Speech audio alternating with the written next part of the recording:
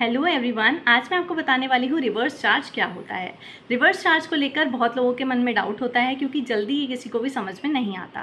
लेकिन आज मैं आपको बहुत ही सिंपल वर्ड्स में बताने वाली हूँ रिवर्स चार्ज क्या है, और इस वीडियो के बाद आपके मन में कोई भी डाउट नहीं रहेगा। सो स्टार्ट करते हैं।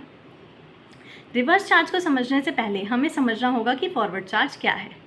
फॉरवर्ड चार्ज की बात करें तो अगर हम कुछ भी परचेज करते हैं, उस बिल की अमाउंट में अगर जीएसटी ऐड है और हमने सप्लायर को पूरा पेमेंट किया है तो इसे कहा जाता है फॉरवर्ड चार्ज। एक एग्जांपल से इसको समझते हैं। फॉर एग्जांपल, हमने कोई प्रोडक्ट बाय किया जिसकी अमाउंट थी 100 रुपये, प्लस इसमें 18% जीएसटी लगता है, तो टोटल अमाउंट हो गई बिल की 118 रुपये। ये 118 रुपये हमने सप्लायर को पे कर दिए।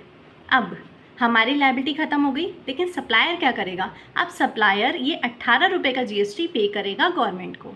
तो यानी कि फॉरवर्ड चार्ज के केस में टैक्स पे करने की लायबिलिटी किसकी रहती है? लायबिलिटी रहती है सप्लायर की। क्लियर है? अब बात करते हैं रिवर्स चार्ज की।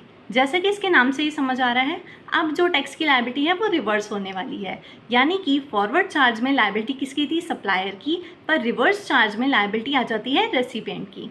सेम एग्जाम्पल ले लेते हैं। फिर से हमने कोई प्रोडक्ट बाय किया, अमाउंट थी 100 रुपये, लेकिन अगर ये रिवर्स चार्ज का केस होता तो क्या होता? पे तो हमें टोटल अमाउंट करनी है 118, लेकिन अब इस 118 रुपये में से 100 रुपये हम पे करेंगे सप्लायर को और 18 रुपये हम पे करेंगे गवर्नमेंट को। यानी कि यहाँ पर 18 रुपये यानी कि जीएसटी पे करने की लायबिलिटी रेसिपिएंट की है। ठीक है, तो इस केस को बोला जाता है रिवर्स चार्ज। आई होप आपको ये क्लियर हो गया होगा। अगर क्लियर हो गया है तो प्लीज़ कमेंट सेक्शन में बता दीजिएगा, और अगर आपने चैनल को सब्सक्राइब नहीं किया है तो सब्सक्राइब कर लीजिए।